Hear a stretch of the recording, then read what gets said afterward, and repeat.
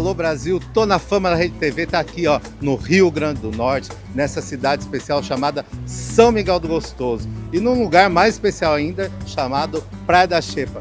Vem conhecer comigo o que tem de gostoso nessa cidade, ó, Rio Grande do Norte, Brasil, vem comigo.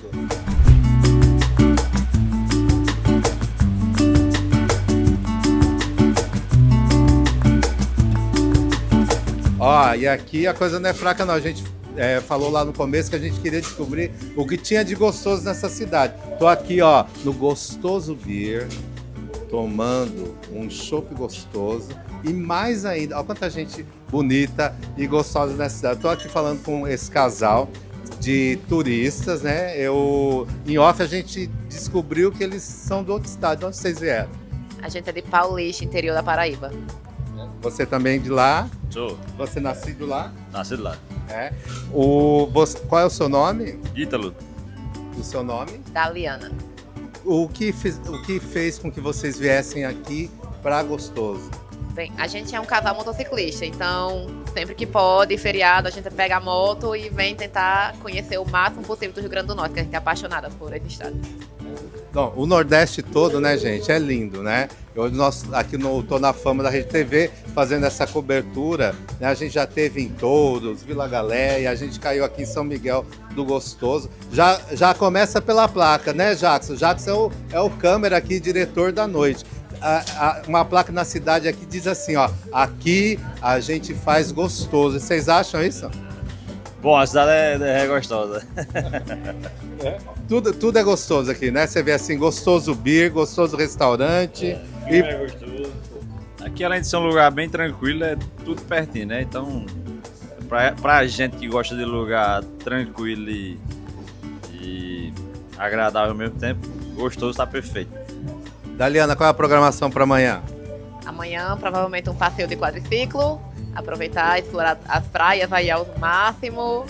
E à noite voltamos aqui novamente para tomar esse chopp que é maravilhoso. É isso aí, ó. Tô na Fama também é casal de motociclista e também gostoso.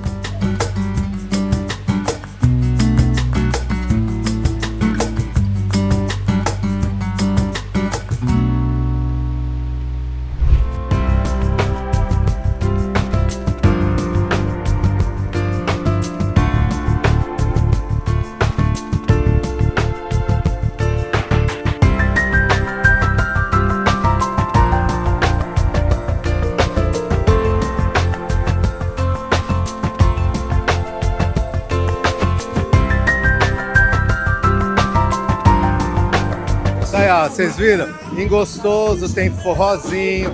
Eu tava passando aqui, é uma das casas que eu achei mais bonita. Eu tô aqui do lado do Ricardo, ele é chefe de cozinha aqui no Arrau. Conta aqui pro nosso público aí de todo o Brasil o que além de gostoso, né, o Arrau oferece. Olha, além de uma gastronomia extremamente específica, voltada até pela temática da casa, que é voltada para os deuses maias, nós tentamos criar experiências novas, trazendo não só shows alternativos, shows de stand-up, isso vai variando de acordo com o dia, com a época do ano.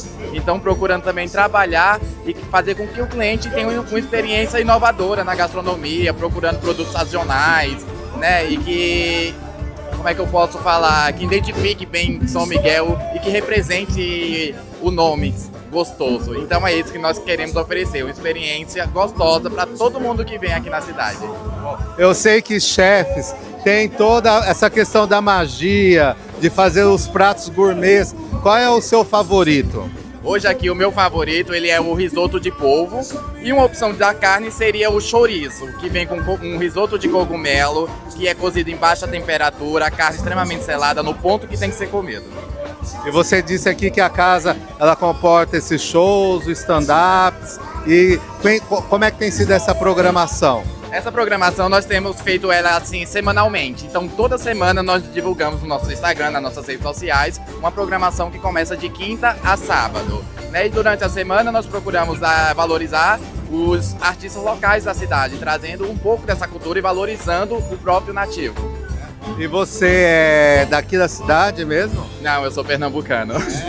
E aí, o que fez você saltar lá de Pernambuco para Gostoso? Eu morava em Noronha, na verdade, aí vim passar minhas férias, fiquei apaixonado na cidade, voltei, pedi demissão e vim pra cá e tô com aqui 2 anos já em São Miguel. É verdade que aqui todo mundo faz gostoso? Exatamente. O pessoal ainda faz muito melhor do que gostoso aqui. Essa é a nossa política aqui na casa. Fazer com que as pessoas tenham essa experiência gostosa, valorizando o nome da cidade e trazendo muito mais atrativo. Não, gente, ó, tô na fama da Rede TV, é isso aí, ó. Passear por gostoso, conhecer lugares interessantes, descobrir da artista, da gastronomia também. Fala pra gente suas redes sociais. Ó, minha rede social, o Instagram, é luiz.ricardo372. Lá vocês vão encontrar todos os pratos, inclusive as temáticas da casa, que eu também estou sempre divulgando em collab com o nosso Instagram, que também é a HAL, né, Arte Cozinha. Essas as nossas redes sociais. Ficaram curiosos? Vem aqui, ó, pra gostoso, junto com o Ricardo no Ahau.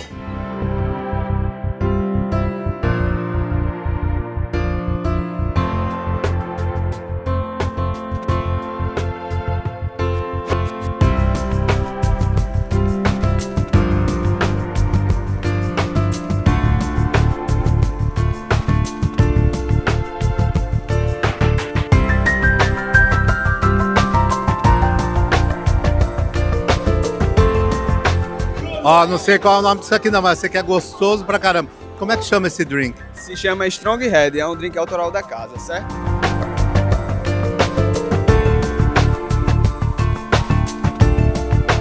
É isso aí, ó. Quer descobrir esse segredo aqui do Strong Head, de gostoso, aqui do Ahau? Vem pra cá, Praia da Xepa, São Miguel do Gostoso, Rio Grande do Norte.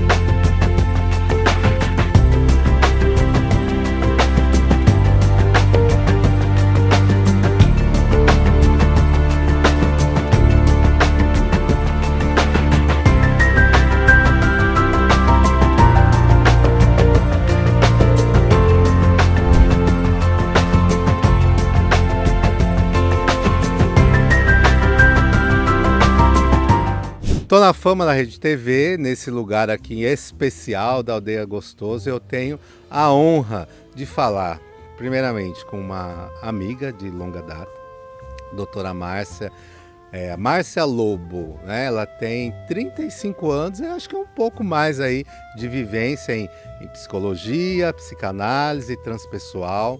Hoje ela também está à frente aí de um trabalho em cima de constelação familiar. Doutora, em primeiro lugar, obrigado por você estar aqui no nosso programa. Já estava devendo essa visita faz um tempo. Faz um tempinho já que a gente vinha, né, se convidando para isso. Tô adorando estar aqui. Ó, eu sou suspeito, viu?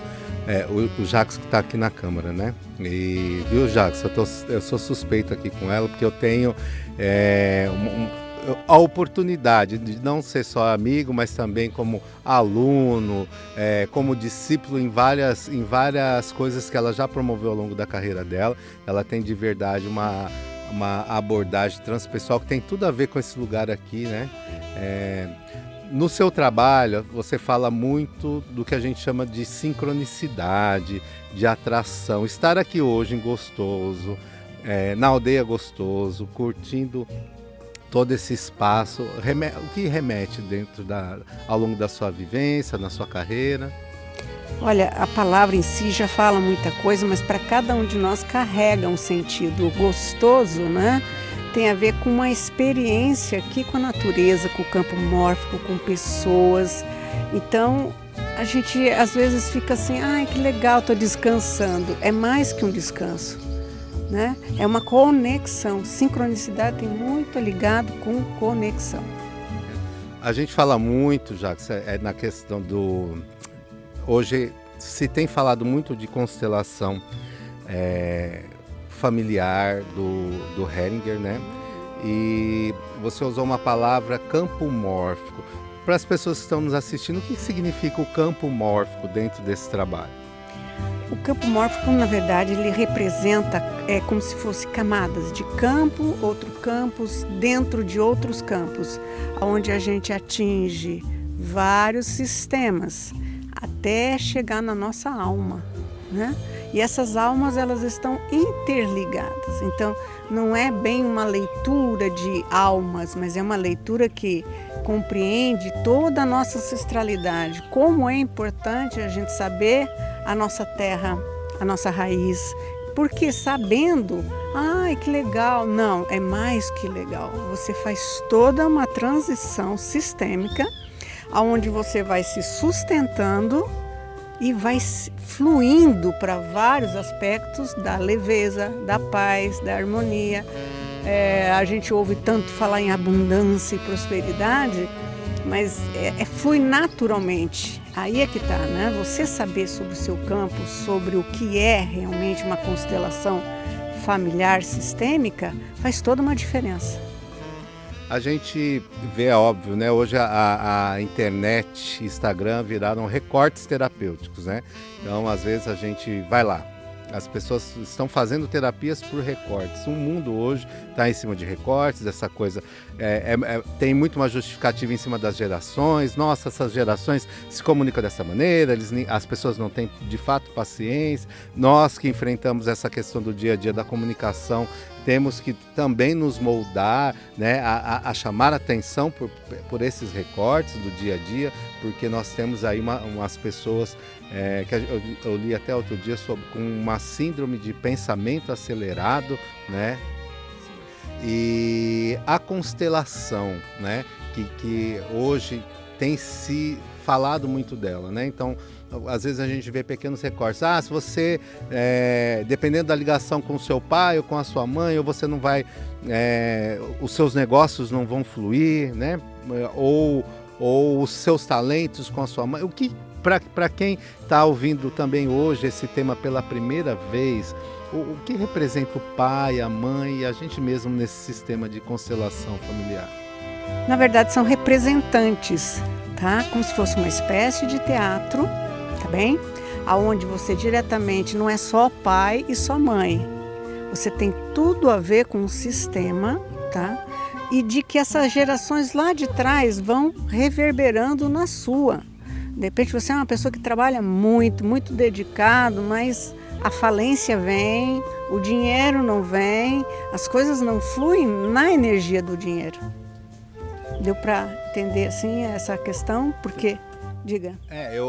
Então, por exemplo, às vezes eu estou tentando assim formular algumas perguntas, né? Porque eu sei que a psicologia, a psicanálise, ao longo do tempo, né, da sua consolidação, ela sofreu vários preconceitos, né?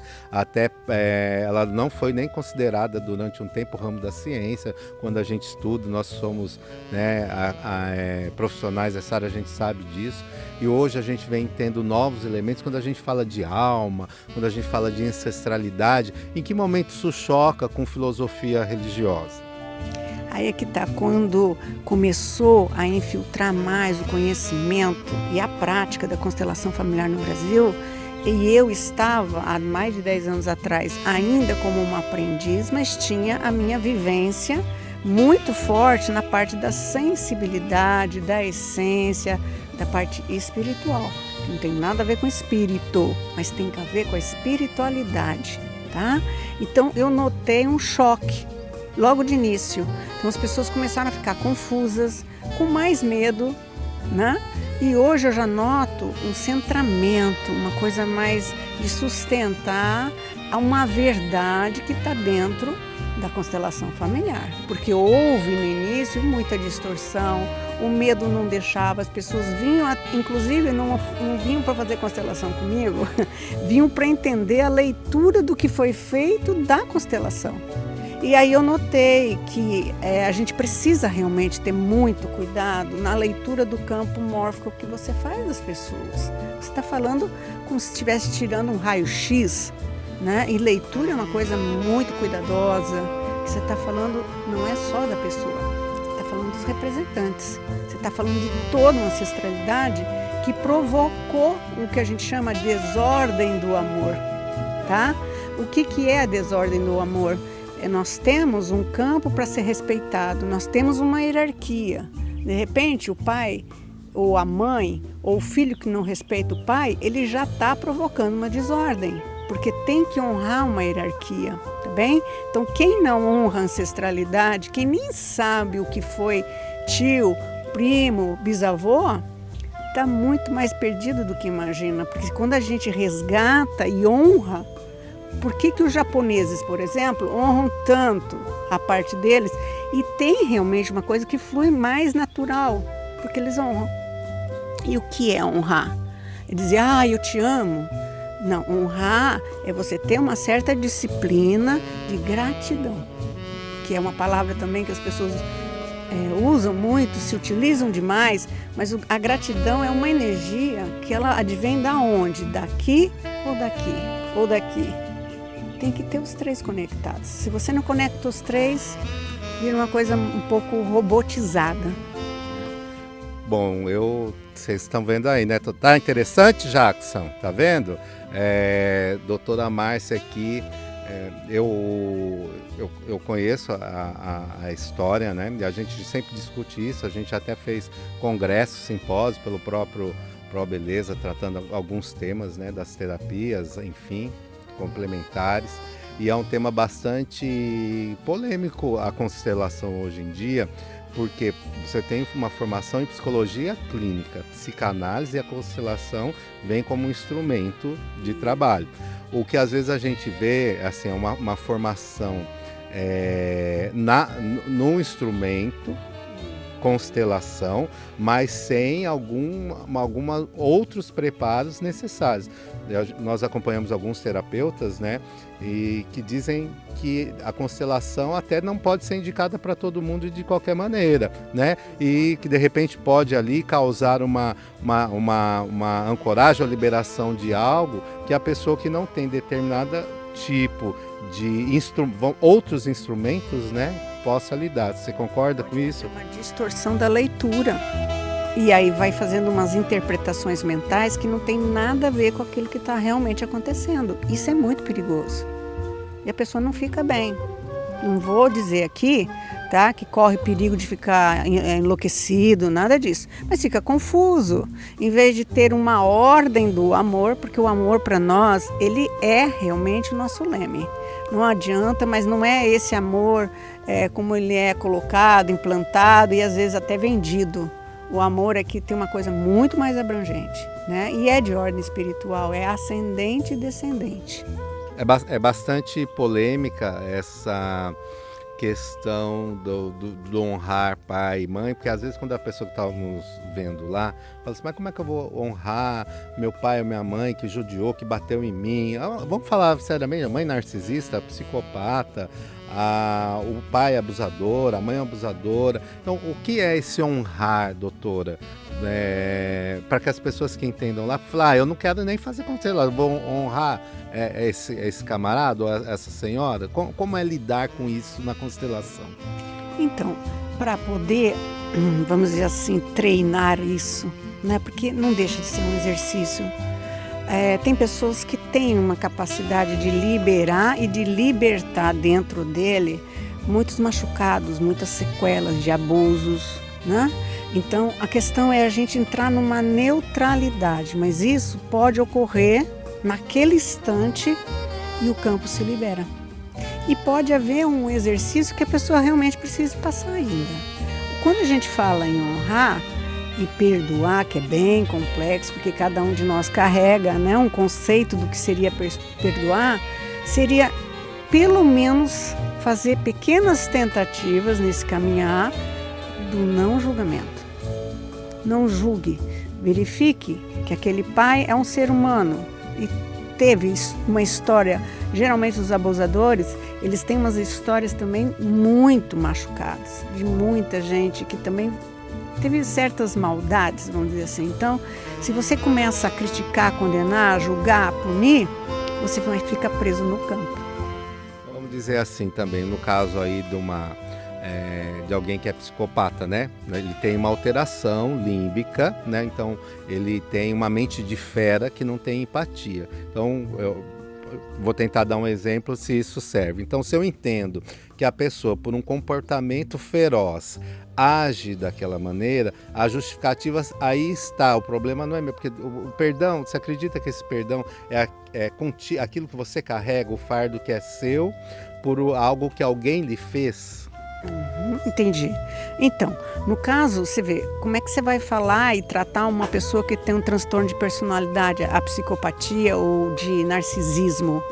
Ele não entra dentro dele a questão de que ele vai dizer, eu errei. Ele não tem isso, ele não tem esse filtro, tá? Ele nunca erra, ele nunca admite, ou então diga, me desculpe, eu errei, ou a palavra perdão para ele não existe. Mas esse universo, você vai querer o quê? Mostrar, convencer, argumentar uma pessoa dessa? Não. O teu olhar tem que ser um olhar que passa além desses julgamentos. Se não passar dos julgamentos, você não consegue nem tocar o que a gente chama do espírito daquela pessoa. Pode ter tratamentos para psicopatia e narcisismo dentro da constelação?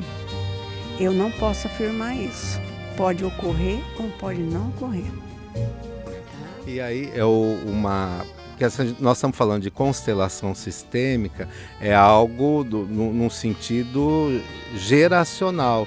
As religiões falavam muito isso, né? A gente vê algo dentro de algumas religiões, até mesmo do público evangélico ou do católico, a cura das gerações, né? Então, a cura das raízes de iniquidade, eu já tive a oportunidade de ver dentro das igrejas as campanhas de oração para a libertação de maldições familiares, em que momento isso tem alguma coisa de similaridade com a constelação?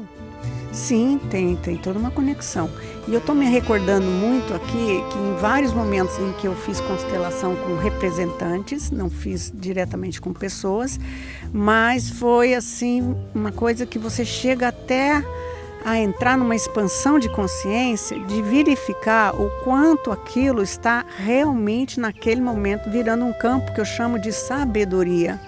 Não significa que uma pessoa que já faleceu, que já desencarnou e que tinha psicopatia, mas hoje tem um entendimento. É possível reverter para que as outras gerações não vão desencadeando essa patologia. Pode, né? Olha que interessante. Aquele que atuou na desordem do amor, tinha psicopatia, hoje desencarnado tem um entendimento através da própria ancestralidade dele. Isso é maravilhoso, né? Eu acompanhei ao longo da sua carreira, né, tive essa oportunidade, né, ver o seu desenvolvimento profissional. Você teve muito sempre essa ligação em cima de uma cultura holística, né, que vai pelo transpessoal. Quando você se identifica transpessoal, né, psicóloga, psicanalista e inclusive com ênfase em transpessoal, por que você escolheu essa linha acadêmica? Eu não considero bem uma linha acadêmica, tá? Eu considero uma linha de vivências, porque eu iniciei realmente com formação psicanalítica, né? E eu tive vários elogios porque eu tinha uma habilidade na época muito forte de interpretação de sonhos. E quando as pessoas vinham contar os seus sonhos, eu ficava, olha o território aonde eu ia, né? Sonhos. Só que na época a gente considerava como interpretação. Hoje eu já não considero e não faço interpretação. Eu faço o quê? Uma escuta silenciosa. E nessa escuta silenciosa, o campo ele expande a um nível que há o quê? Uma leitura sutil do sonho da pessoa. Porque quando você interpreta, você está utilizando sua mente. E o que é o mais interessante para provocar qualquer tipo de cura, tanto em você como na pessoa, tá? É a nossa essência, é o nosso espírito, porque tudo vai sendo ressignificado exatamente naquele momento. Falando com você, inevitável vem uma série de lembranças, né? Ao longo da nossa vivência, da sua carreira, das experiências. Eu tenho uma experiência com a doutora Márcia, né? Que já passamos pelo Reiki, né?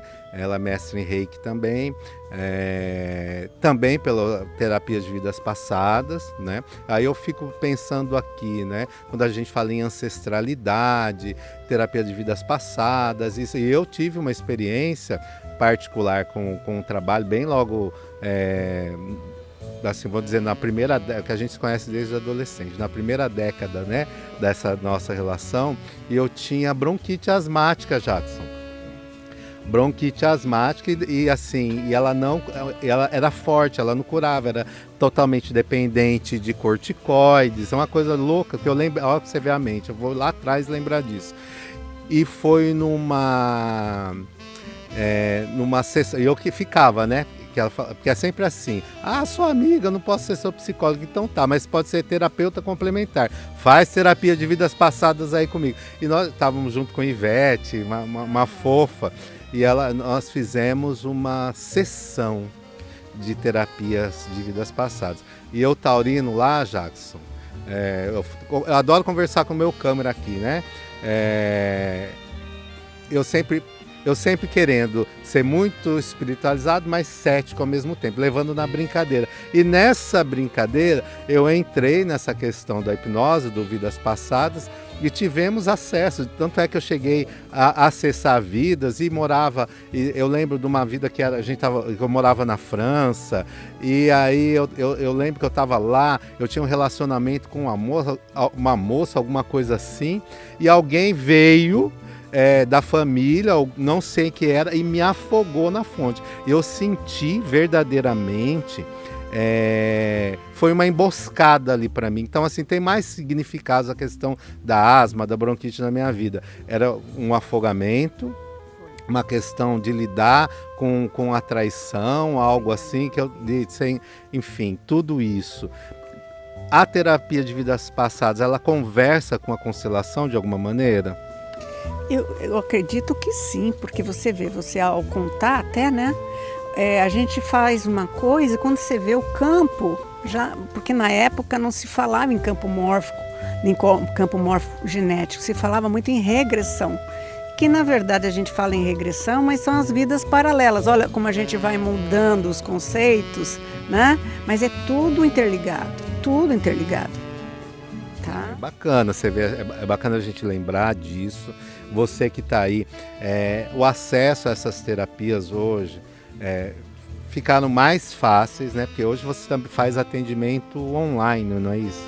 Sim, faço online e presencial, né? No caso de fazer uma constelação, eu sempre digo, a presencial tem outra qualidade, tá? Não digo que não fiz, mas depende muito do tanto que a pessoa está preparada e pronta para fazer. Já fiz em pessoas que estavam morando em Portugal, na Itália, que foi fantástico a constelação em si, tá? Mas não é para toda pessoa que isso fica aberto, fica receptivo.